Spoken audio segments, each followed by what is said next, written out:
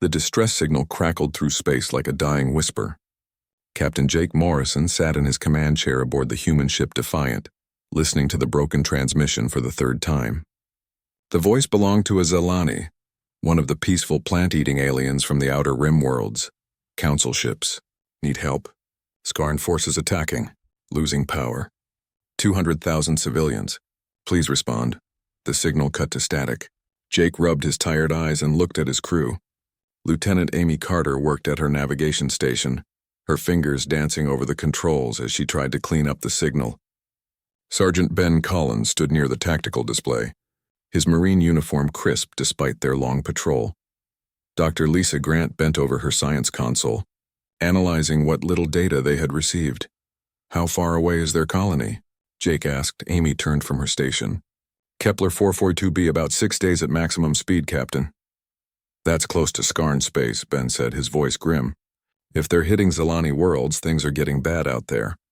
Jake had heard stories about the Skarn Dominion. They were slavers and raiders who captured peaceful species to work in their mining camps. The Zalani were perfect targets. They had no weapons, no military, and their gentle nature made them easy to control. Contact the Galactic Council, Jake ordered. Send them a copy of this distress call and request immediate assistance for the Zalani colony. Amy worked at her communications panel. After several minutes, she looked up with confusion on her face. Captain, I'm getting strange responses from the Council. They received the distress call 3 days ago. 3 days? Jake stood up from his chair. What kind of response are they sending? That's the problem, sir. No one is responding. The Council logged the distress call and marked it for review, but no species has volunteered for a rescue mission. Dr. Grant looked up from her console. I'm reading about Kepler 442b in the Galactic database. It's classified as a deathworld. Gravity is almost twice galactic standard. The atmosphere has trace toxins that are lethal to most species. Weather includes electromagnetic storms that can fry ship systems. Ben crossed his arms. So they're just going to let 200,000 people die because the planet is dangerous? It appears that way, Amy said quietly. I'm seeing debate records from the Council. Species representatives are discussing the risks versus the benefits. Most are calling it a suicide mission. Jake felt anger building in his chest. He had been part of the human space program for 15 years. Before that, he served in Earth's military during the resource wars. He had seen enough death to know that sometimes good people died because others were too afraid to help. What's our status? He asked Amy. Fuel at 80%. Supplies good for 2 weeks. All systems running normal. Ben, how many Marines do we have aboard? 12, including myself. We're equipped for standard ship security and light ground operations. Jake looked at the star map on the main screen. 6 days to reach the Zalani colony. By the time they arrived, the Skarn might have finished their raid and left with their captives. But maybe not. Maybe some of the colonists were still hiding. Maybe there was still time to help. Dr. Grant, what do you know about the Zalani? The doctor pulled up her files. Peaceful herbivores. They live in harmony with their environment. No weapons technology beyond basic tools. Their colonies are built around farming and art. Average lifespan is about 150 standard years. They reproduce slowly, so losing a colony of 200,000 would be devastating to their species. And the Skarn? Militaristic carnivores. They use advanced weapons and armor. Their ships are heavily armed, but not very fast. They prefer ground operations where they can use their physical strength. They've been raiding Outer Rim colonies for the past 5 years. Jake walked to the viewport and stared out at the stars. Earth was classified as a death world too. High gravity, dangerous weather, toxic plants and animals, extreme temperature changes. Humans had evolved to survive on a planet that would kill most galactic species in hours. Maybe that was why no one else wanted to help the Zalani. To most aliens, dangerous worlds were places to avoid. To humans, they were just home. Captain, Amy said softly, we don't have authorization for military action in Skarn space. If we go to Kepler 442b and engage their forces, we could start a diplomatic incident. Jake turned back to his crew. And if we don't go, 200,000 innocent people die. Ben stepped forward. Sir, my Marines are ready for whatever you decide. We didn't join the service to watch civilians get slaughtered. Dr. Grant nodded. I can modify our equipment for the planet's environment. Humans should be able to operate there better than most species. Amy sighed and turned back to her controls. I'll plot a course to Kepler 442b. We can reach the system in 5 days if I push the engines. Jake felt something settle in his chest. This was the moment that defined who they were. The galaxy was full of advanced civilizations with powerful ships and sophisticated weapons. But when innocent people needed help on a dangerous world, those civilizations found excuses to stay safe.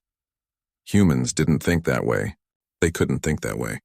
Something in their evolution, in their history of surviving on a deadly planet, made them willing to take risks for others, even strangers, even aliens they had never met. "Log this in the ship's record," Jake said. "The Defiant is responding to a distress call from Zilani Colony on Kepler 442b. No other vessels are available for rescue operations due to environmental hazards. Estimated arrival in 5 days." Amy started the course calculations. "Engaging maximum speed in 30 seconds, Captain." Ben headed for the door. "I'll brief my Marines and start equipment checks. If we're going into Skarn territory, we better be ready for a fight." Dr. Grant gathered her data files. "I'll research everything I can about both species and the planet. Knowledge might be the difference between saving those colonists and joining them." Jake remained at the viewport as his crew prepared for their mission. In the distance, stars wheeled slowly in the darkness. Somewhere among them, scared civilians huddled in hiding while raiders hunted them. The galaxy's great civilizations had decided those people weren't worth the risk. But humans came from a death world. Risk was just another word for Tuesday. The Defiant dropped out of faster-than-light travel at the edge of the Kepler 442 system. Jake Morrison stared at the main screen as sensor data filled the display. 3 Skarn warships orbited the planet like hungry predators. Energy beams lanced down from their positions, striking the surface in coordinated bombardments. "Report," Jake ordered. Amy Carter's fingers flew over her navigation controls. "Skarn destroyer and 2 cruisers in high orbit. They're using seismic charges against underground targets. I'm reading massive electromagnetic storms in the upper atmosphere." Dr. Grant looked up from her science station.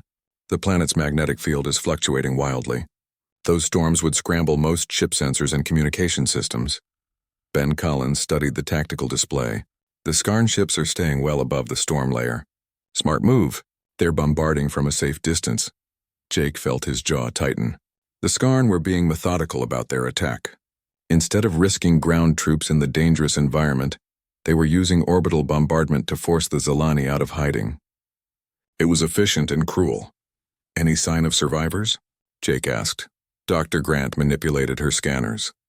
"I'm detecting life signs in the underground cave systems. The Zilani are hiding deep, but the seismic charges are collapsing their tunnels one by one. How long before the Skarn finish them off?" "At their current rate, maybe 12 hours. Jake studied the planet on the screen.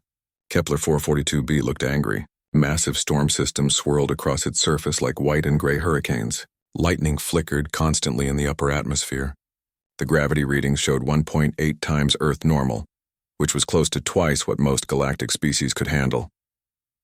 "Amy, can you get us through those storms?" The lieutenant ran calculations on her console. "It'll be rough, but the Defiant can handle it. The real problem is the Skarn ships. If they spot us, we're outnumbered 3-1. Ben crossed his arms. "What if we use the storms as cover? Their sensors will be just as scrambled as ours." Dr. Grant nodded. "The electromagnetic interference should mask our approach. But once we're in the atmosphere, we'll be mostly blind too." Jake made his decision. "Plot an insertion course through the heaviest storm activity. We'll go in fast and low, land near the strongest life sign readings." "Sir," Amy said carefully, "if we take the ship into that atmosphere, we might not be able to get back out. The storms could damage our engines." "Then we better make this rescue count." Ben headed for the door. "I'll get my Marines ready for ground operations. We'll need environmental suits rated for high gravity and toxic atmosphere." Dr. Grant gathered her equipment. "I'll prepare medical supplies for Zilani physiology. If we find survivors, some of them will need treatment." Jake watched his crew prepare for what most species would consider a suicide mission. The Galactic Council had classified Kepler 442b as uninhabitable for good reason. The combination of crushing gravity, poisonous air, and violent weather made it a death trap for most aliens. But humans had evolved on Earth, where the weather tried to kill you every day. Where gravity was strong enough to break bones if you fell wrong. Where the air itself could be toxic in the wrong places. To humans, Kepler 442b wasn't a death world. It was just another dangerous place that needed exploring. 30 minutes later, The Defiant plunged into the planet's upper atmosphere. Lightning crackled around the ship's hull as they descended through towering storm clouds. The vessel shook violently as wind currents threw it around like a toy. Hull temperature rising, Amy reported, her voice tight with concentration. Structural stress at 60% of maximum. Electromagnetic interference increasing, Dr. Grant added. We're losing long-range sensors. The ship broke through the storm layer and emerged over a landscape that looked like something from Earth's ancient past. Massive volcanoes belched smoke into the sky. Forests of strange trees bent in howling winds. In the distance, jagged mountains stretched toward storm-filled skies. Life signs bearing northwest, Dr. Grant said. About 50 kilometers from our position. Jake could see why no other species had volunteered for this mission. The planet looked actively hostile to life. But as he watched, he noticed something else. The storms followed patterns. The volcanic activity created updrafts that could be used for navigation. The dangerous landscape had a rhythm to it, like a puzzle waiting to be solved. Take us down near those cave entrances, Jake ordered. But stay ready for immediate takeoff. The Defiant settled onto a rocky plateau with its engines whining against the high gravity. Through the viewports, Jake could see the cave system where Zilani civilians were hiding. Scorch marks around the entrance showed where Skarn bombardment had already begun collapsing some tunnels. Ben returned to the bridge wearing full combat gear. Marines are ready, Captain. We've got 12 hours of air in these suits, maybe 15 if we push it. What about the gravity? We can handle it. Might be slower than normal, but Earth training prepared us for this. Dr. Grant checked her equipment one final time. I've loaded everything we need to treat Zilani injuries. My suit's sensors are configured for their biology. Jake looked at his crew. They were about to walk into a situation that had scared off every other species in the galaxy. Underground cave systems on a deathworld, with Skarn raiders hunting civilians from orbit. The smart play would be to stay on the ship and wait for backup that would never come. But humans didn't always make the smart play. Sometimes they made the right play instead. Ben, take your Marines and secure the cave entrances. Look for Zilani survivors and get them ready for evacuation. Dr. Grant, go with them and provide medical support. Amy, keep the ship ready for immediate departure. What about you, Captain? Amy asked. Jake looked up at the storm-filled sky where Skarn ships waited above the electromagnetic chaos. I'm going to see if I can even the odds a little. Ben gripped his rifle. Sir, with respect, the Defiant can't fight 3 warships. No, Jake agreed. But maybe I don't have to fight them. Maybe I just need to make them think twice about sticking around. The away team headed for the airlocks while Jake remained on the bridge. Through the viewports, he could see his people moving across the rocky ground toward the cave systems. They looked small against the hostile landscape, but they moved with purpose and determination. Above them, the storms raged with beautiful violence. Lightning painted the clouds in brilliant colors while thunder rolled across the mountains. It was the kind of world that would kill most aliens in minutes. To humans, it just felt like home. Ben Collins moved through the cave entrance with his rifle ready. The high gravity made every step feel like he was carrying a full pack. But years of training on Earth had prepared him for this. Behind him, Marines Pete Hudson and Kate Murphy followed in tactical formation while Dr. Grant carried her medical equipment. The caves were larger than expected. Natural rock formations created tunnels that stretched deep into the planet's crust. Emergency lights flickered along the walls, powered by Zilani technology that was failing after days of bombardment. Movement ahead, Pete whispered into his comm unit. A group of Zilani civilians emerged from the shadows. They were tall, thin beings with skin that looked like tree bark, and large eyes adapted for low light. The lead Zilani stepped forward cautiously. You are not Skarn, the alien said in careful galactic common language. No, Ben replied, lowering his weapon. We're humans. We received your distress signal. The Zilani's large eyes widened with surprise. Humans, but this is a death world. No species comes to death worlds. Dr. Grant stepped forward with her medical scanner. We come from a death world too. How many survivors do you have? I am Thaiska, elder of the Third Grove. We have approximately 150,000 civilians in these caves. But the raiders above continue their bombardment. Each seismic charge collapses more tunnels. Ben felt his anger rise. 150,000 people trapped underground while raiders systematically destroyed their hiding places. It was the kind of situation that made him glad to be a Marine. Where are the Skarn ground forces? He asked. They landed troops 2 days ago. but the environment proved too dangerous for them. High-gravity toxic atmosphere, electromagnetic storms. They retreated to their ships and began orbital bombardment instead. Kate Murphy checked her scanner. So they're trying to force you out by making the caves uninhabitable? Yes, already 50,000 of our people have been captured. They are being held in the mining facility near the southern volcano. Dr. Grant looked up from treating an injured Zilani child. 50,000 prisoners? We need to contact Captain Morrison. Ben activated his comm unit but only got static. Electromagnetic interference is blocking our signal. We're on our own down here. Above ground, Jake Morrison studied the tactical situation from the Defiance bridge. The 3 Skarn ships maintained their bombardment pattern, staying safely above the storm layer. Their weapons had the range to hit surface targets, but the electromagnetic storms prevented precise targeting. Amy Carter worked at her navigation station. Captain, I'm reading energy buildup in the Skarn destroyer's main guns. They're preparing for a major bombardment. Target? The cave systems where our people are. Jake felt the familiar cold calculation that came before combat. The Skarn had superior numbers and firepower. They held the high ground and had already captured 50,000 civilians. By any reasonable military analysis, the smart move was to evacuate immediately. But humans had a long history of ignoring reasonable military analysis when innocent lives were at stake. Amy, can you plot a course through the upper atmosphere that would bring us within weapons range of those ships? Sir, that would require flying directly through the storm systems. The electromagnetic interference would scramble our targeting computers, but it would scramble theirs too. Amy ran the calculations. Yes, sir. If we came up through the storm layer fast enough, we might get one good shot before they could respond. Plot the course. When I give the signal, take us up. Jake activated the ship's internal communications. All hands, this is the captain. We are about to engage 3 enemy warships in the upper atmosphere of a deathworld. The odds are against us, but that's never stopped humans before. Hold on to something. Underground, Ben's team had linked up with Zilani resistance fighters who knew the cave systems. Thaiska led them through a network of tunnels toward an access point near the Skarn mining facility. The raiders use ground vehicles to transport prisoners, the Zilani elder explained. But their machines struggle in this environment. High gravity affects their hover systems. Pete Hudson studied the tactical map on his scanner. What kind of numbers are we looking at? Perhaps 50 Skarn guards at the facility. They wear environmental suits because the volcanic gases are toxic even to them. Kate Murphy checked her ammunition.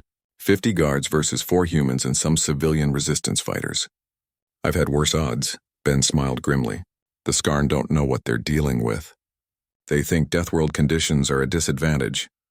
The team emerged from the caves near the mining facility. Through the swirling volcanic gases, they could see Skarn vehicles and temporary structures. Captured Zilani civilians were being loaded into transport craft for transfer to the orbiting ships. Dr. Grant, can you tell how many prisoners they have? Ben asked. The doctor scanned the facility. I'm reading about 5,000 Zilani in the immediate area, but these are just the ones being processed for transport. Thaiska pointed toward a larger structure. The main holding area is in that building. Most of our people are there. Ben studied the layout. The Skarn had chosen their position well. The facility was protected by natural rock formations and had clear lines of sight in all directions. But they had made one mistake. They had built their command center in the most protected spot, which happened to be next to an active volcanic vent. The command bunker, Ben said. That's where their communications equipment will be. If we can take that out, they can't coordinate with their ships. Kate nodded. But it's in the middle of all that volcanic activity. The heat and toxic gases would kill most species. Good thing we're not most species. Above them, the Defiant burst through the storm layer like an angry comet. Lightning crackled around the ship's hull as it climbed toward the Skarn formation. The 3 enemy vessels detected the human ship and began turning to engage. Target the destroyer, Jake ordered. All power to forward weapons. Sir, they're firing, Amy reported. Energy beams lanced through the storm clouds as the Skarn ships opened fire, but the electromagnetic interference scattered their targeting, turning precise weapons into area bombardments. The Defiant rolled and twisted through the chaotic energy patterns. Return fire, Jake commanded. The human ship's weapons struck the Skarn destroyer amidships. The enemy vessel staggered under the impact, its shields flaring and failing. Without the protection of its defensive screens, the destroyer began to fall toward the planet's surface. 2 ships remaining, Amy said. They're trying to get a targeting lock. Take us back into the storms. Make them follow us if they want to fight. The Defiant dove back into the electromagnetic chaos while the remaining Skarn ships pursued. In the upper atmosphere of a deathworld, visibility was measured in meters and targeting computers were useless. It became a battle of instinct and reflexes. On the ground, Ben's team used the distraction to approach the command bunker. The volcanic gases were thick enough to melt most environmental suits. But human equipment had been designed for the worst conditions Earth could produce. Remember, Ben told his Marines as they prepared for the assault. These raiders thought they could attack peaceful civilians because no one would be crazy enough to come to a death world to stop them. Pete Hudson checked his weapon one final time. Time to show them what crazy looks like. Kate Murphy grinned behind her helmet visor. Let's go teach some slavers about human hospitality. The assault on the Skarn command bunker began with Pete Hudson destroying their shield generator. He had volunteered for the most dangerous job, carrying explosives through a maze of volcanic vents where the temperature could melt steel. The heat inside his environmental suit was unbearable, but he pushed forward anyway. Charges set, Pete reported over the comm. Get ready to move when this thing blows. The explosion sent a column of fire and debris high into the toxic atmosphere. The Skarn defensive shields flickered and died, leaving their command center exposed. But the blast also brought down part of the volcanic cliff above Pete's position. Pete, get out of there, Ben Collins shouted into his comm unit. Negative, Sergeant. I'm pinned under some rocks. My suit's damaged. Don't think I'm making it out of this one. Ben started moving toward Pete's position, but Kate Murphy grabbed his arm. Ben, the entrance is collapsing. If we don't move now, we'll lose our chance. Pete's voice came through the static, calm despite his situation. Kate's right, Sergeant. Take the command center. Complete the mission. We don't leave people behind, Ben said. You're not leaving me behind. I'm making sure you succeed. Now go save those civilians. Ben felt his throat tighten. Pete Hudson had been with his unit for 3 years. A good Marine, a good friend. And now he was dying alone in a volcanic hell because humans couldn't walk away from people who needed help. Tell them, Pete said, his voice getting weaker. Tell them humans don't leave people behind. The comm went silent. Ben looked at Kate and the Zalani resistance fighters who had joined them. Everyone was watching him, waiting for orders. The mission was more important than any one person, even a friend. Move out, Ben ordered. We finish this. The team advanced through the destroyed shield perimeter toward the command bunker. Skarn guards fired from defensive positions, but their weapons were designed for standard galactic conditions.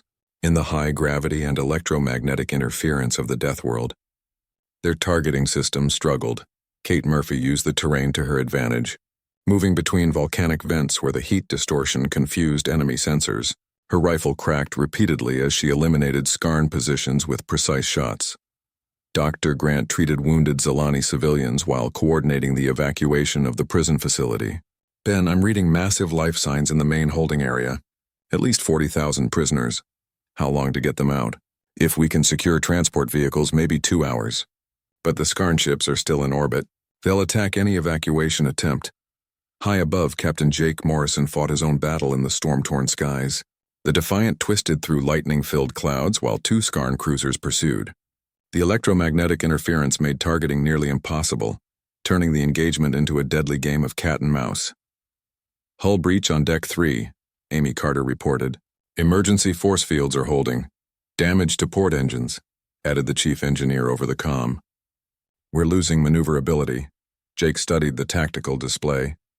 The Skarn ships were faster and more heavily armed, but they were also more complex. Human ships were built simple and tough, designed to keep fighting even when everything went wrong.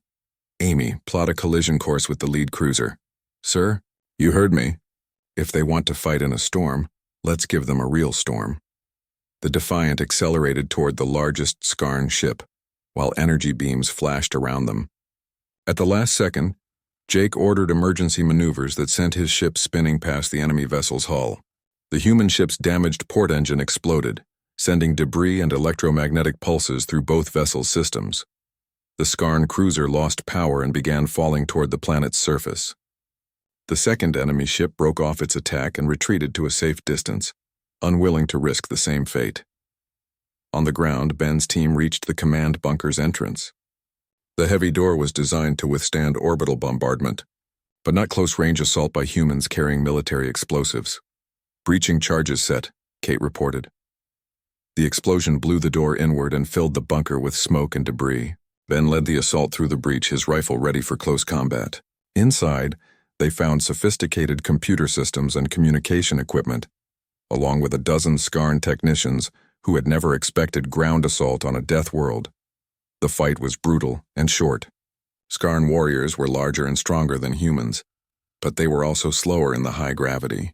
Their environmental suits restricted their movement, while human equipment had been designed for exactly these conditions. Ben found himself face to face with the Skarn war chief, a massive alien covered in natural armor plating. The creature's eyes showed surprise as it studied the human marine. "You are from the ship that destroyed our vessels," the war chief said in broken galactic common. "Your species is unknown to us." "We're humans," Ben replied, keeping his rifle trained on the alien. "And we don't like slavers." "Humans," the war chief repeated the word slowly. "From what world do you come?" "Earth. It's classified as a death world." The Skarn's eyes widened. "Deathworld species? Impossible. Deathworld species do not develop space travel. They remain primitive." Ben smiled grimly. "Someone forgot to tell us that." Kate secured the communication equipment while Ben covered the prisoners. Dr. Grant's voice came through the comm system, reporting successful evacuation of the main prison facility. "All civilians are out and moving toward the caves," she said. "But we need immediate evacuation. The remaining Skarn ship is preparing for orbital bombardment of the entire facility." Ben looked at the war chief. "Call off your ship. Why would I do this?" "Because if you don't, everyone dies. Your people, our people, all the civilians. Is that worth some slaves?" The war chief studied Ben for a long moment.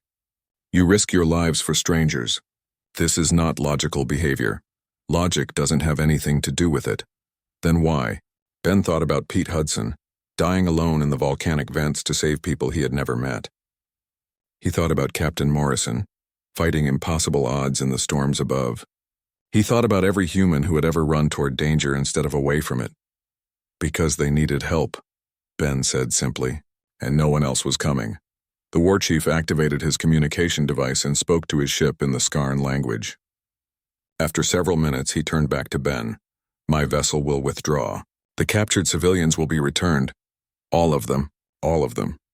Kate finished downloading data from the Skarn computers. "Ben, I'm reading something interesting here. They've been studying Deathworld species for decades, looking for biological advantages to enhance their soldiers. Find anything useful? They had no idea species like us existed. Every Deathworld they've studied produced primitive life forms that never developed technology. We're the first spacefaring Deathworld species they've encountered." Ben understood the implications. The galaxy was full of advanced civilizations that had evolved on safe, comfortable worlds. They had powerful technology and sophisticated societies, but they had never learned to thrive in truly dangerous conditions. Humans were different. They had evolved on a world that tried to kill them every day. It had made them tough, adaptable, and willing to take risks that other species considered insane. The evacuation proceeded smoothly once the Skarn ship withdrew. Captured Zelani civilians were returned to the surface while human marines provided security. Dr. Grant worked tirelessly to treat the injured, using her medical supplies to help beings she had never encountered before. As the last transport lifted off from the mining facility, Ben stood among the volcanic vents where Pete Hudson had died. The Marine sacrifice had made everything possible. Without him, the shield generator would never have been destroyed and the assault would have failed. Kate Murphy joined him at the memorial site. "He saved a lot of lives today. 50,000 people," Ben agreed. Pete always said that was the job. Keep the innocent safe. Above them, the Defiant limped through the upper atmosphere toward their position. The ship was badly damaged but still flying, just like its crew. They had come to a death world that scared away every other species in the galaxy, and they had succeeded in their mission. But the cost had been high. Pete Hudson was gone, and the galaxy had learned something that might change everything. Humans didn't think like other species. Where others saw impossible odds, humans saw problems to solve. 3 weeks after the rescue at Kepler 442b, Captain Jake Morrison stood before the Galactic Council in their massive chamber on the space station Concordia. Representatives from dozens of species filled the curved seating areas, their various forms creating a rainbow of colors and shapes under the artificial lighting. Jake wore his dress uniform, the one with the new medal for extraordinary service. It felt strange to be decorated for doing what any human would have done in the same situation. Behind him sat Amy Carter, Ben Collins, and Dr. Grant. They were there as witnesses, but also as examples of what Deathworld species could accomplish. The Alteran Federation representative, Counselor Vrexti, activated his speaking device. Captain Morrison, you stand accused of violating sovereign space, engaging in unauthorized military action, and interfering with established galactic law. How do you answer these charges? Jake looked around the chamber at the assembled aliens. Some seemed curious about the humans. Others appeared nervous or hostile. A few watched with the detached interest of scientists studying an unusual specimen. I answer that we responded to a distress call that no one else would answer, Jake said. 50,000 civilians were returned to their families. That seems more important than paperwork. A murmur ran through the chamber. The hegemony representative, a large insect-like being, clicked his mandibles in displeasure. You disrupted a sovereign Skarn operation in their territory. The Skarn were raiding a peaceful colony and taking slaves, Ben Collins said from his seat. That's not a sovereign operation. That's piracy. Before anyone could object to the interruption, another voice spoke from the gallery. Tiska, the Zalani elder, stood with a delegation of his people. They had been given observer status for the hearing. If I may address the council, Tiska said formally. Counselor Vrexti granted permission, and the Zalani moved to the speaking area. His tall, thin form looked fragile compared to the military representatives, but his voice carried clearly through the chamber. Honored counselors, the humans saved not just our colony, but prevented a larger catastrophe. The Skarn had established a staging area on Kepler 442b for attacks on 3 nearby systems. Their defeat disrupted plans that would have cost millions of lives. The revelation caused an immediate stir in the chamber. Several representatives activated their communication devices to contact their home governments. Dr. Grant stood and activated a data display. We recovered intelligence from the Skarn Command Center, she said. Their files show planned raids on 18 different worlds over the next 6 months, all peaceful, undefended colonies. The hegemony representative shifted uncomfortably. Even so, proper procedures must be followed. The humans acted without authorization. Counselor Vrexti studied the data display. Captain Morrison, why did you choose to violate protocol and engage in this rescue mission? Jake had been thinking about that question for 3 weeks. The simple answer was that people needed help. But the council wanted to understand human thinking, and that required a more complete explanation. Counselor, we received a distress call from civilians under attack. When we contacted this council for assistance, we learned that no species had volunteered for the rescue, because the planet was classified as a death world. Correct. Kepler 442b's environmental conditions make it extremely dangerous for most galactic species, but not for humans. We evolved on a death world too. What you call impossible conditions, we call Tuesday afternoon. Jake activated his own data display, showing images of Earth, storm systems, volcanic activity, extreme weather patterns, gravitational stress data. The assembled aliens studied the information with growing understanding. You see a death world as an obstacle, Jake continued. We see it as home. When you said the rescue was too dangerous, we heard that you needed specialists. Amy Carter stood and joined Jake at the speaking platform. Captain Morrison asked me why humans risked everything for a species we'd never met. The answer is simple. Because they needed help and no one else was coming. The chamber fell silent. Jake could see the representatives processing this information, trying to understand a mindset that was completely foreign to their experience.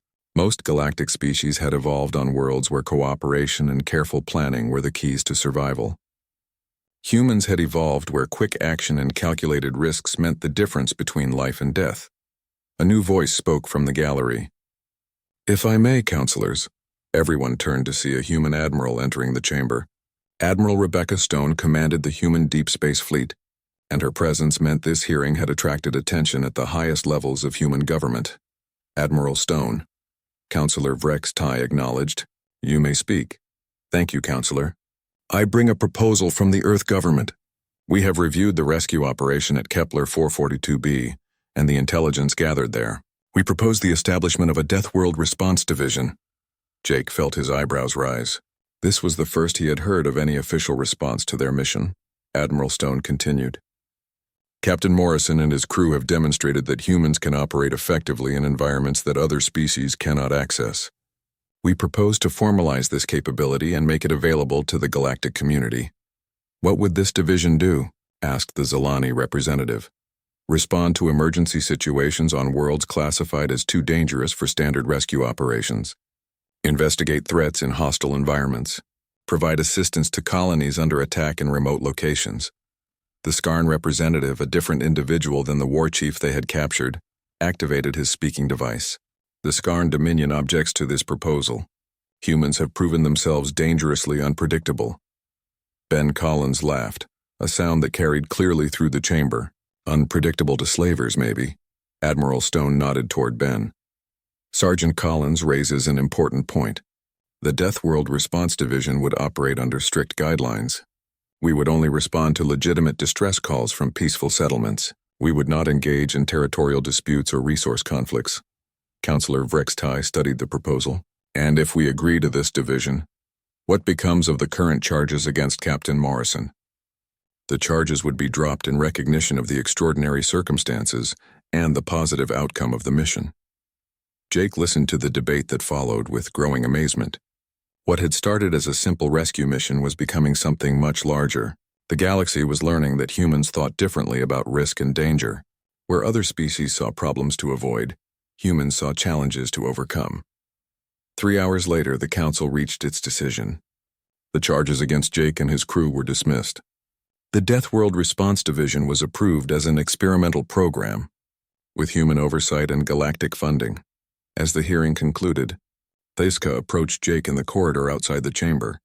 Captain Morrison, my people have a question for you. What's that? We have studied human history since our rescue. Your species has a tradition of individuals who risk everything to protect strangers. You call them heroes, Jake shook his head. We're not heroes. We just did our job, perhaps. But we have learned something interesting about humans. On your world, everyone is expected to be a hero when the situation requires it.